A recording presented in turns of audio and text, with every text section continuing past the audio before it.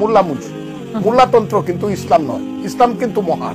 কথার 500 টাকা 1000 টাকা যারা মানুষের ঘরে খায়া লিল্লা খায়া যারা বড় হইয়া বড় বড় কথা বলে, এদের কথা এদের কোনো সেন্স কাজ করে বলে আমি মনে করি।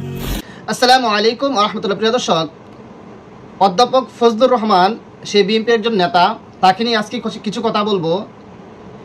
এই ফজলুর রহমানকে বর্তমান প্রজন্মের অনেকেই চিনত না, কিন্তু এই ফজলুর রহমান দীর্ঘ 16টি বছর কোথায় ছিল কারো জানা নেই। কিন্তু এই ছাত্র জনতার আন্দোলনের পরে স্বৈরা শাসক শেখ হাসিনা দেশ থেকে পালানোর পর সে গর্ত থেকে মাথা নাড়া দিয়ে উঠেছে। হ্যাঁ প্রিয় দর্শক, আর উঠেই ইসলাম এবং কোরআন হাদিস সম্পর্কে সরাসরি কোরআন হাদিসকে অস্বীকার না করে যারা কোরআন হাদিসের ধারক বাহক তাদেরকে বিভিন্নভাবে কথা বলতেছে, তারা এই করে সেই করে, তারা এই খায় সেই খায়, নিজে কি খাইতেছে, নিজে কিসের টাকা দিয়ে পড়তেছে সেগুলোর দার কাছে নয়, বরং মোল্লা মুন্সিদের পিছনে লাগছে।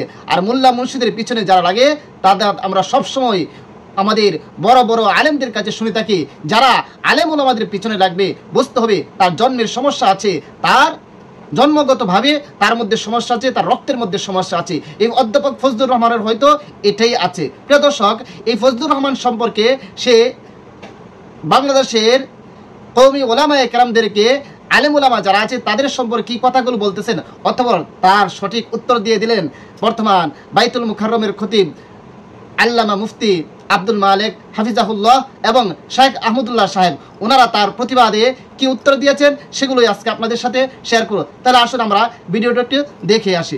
দেখার পর আপনার কি মতামত অবশ্যই কমেন্টে জানাবেন। একটা কথা বলি, এরা হইল মোল্লাতন্ত্র কিন্তু ইসলাম নয়, ইসলাম কিন্তু মহান।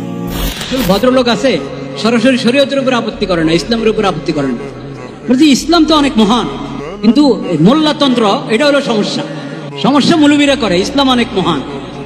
তো সেই ইসলাম যেটা মহান, ওই ইসলামটা আপনি মেহরবানি করে আমাদেরকে শিখান, ওই ইসলামটা আপনি মেহরবানি করে শিখান। মোল্লারা তো ইসলাম জানে না, তো মহান ইসলামটা শিখিয়ে দেন।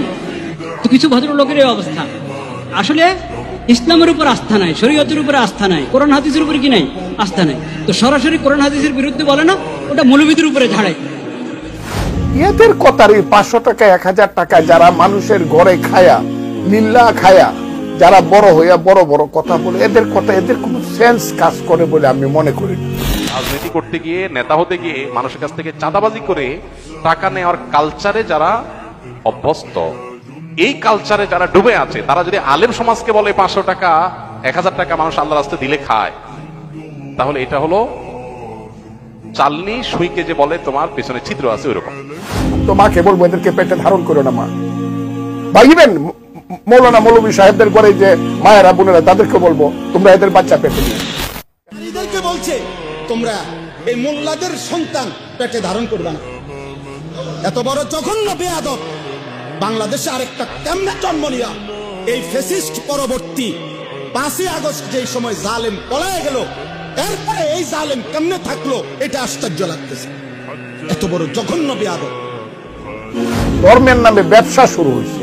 এই যে ব্যবসায়ীর দল, ধর্মের নামে যারা ব্যবসা করতেছে, দিনকে টার্গেট করো, ইমানদারদেরকে টার্গেট করো, আলেম ওলামাকে টার্গেট করো। খোদার কসম খায়া বলি, তোমার মতন ফজলুর রহমানরা কাপড় নিয়েও পালাতে পারবে না ইনশাআল্লাহ।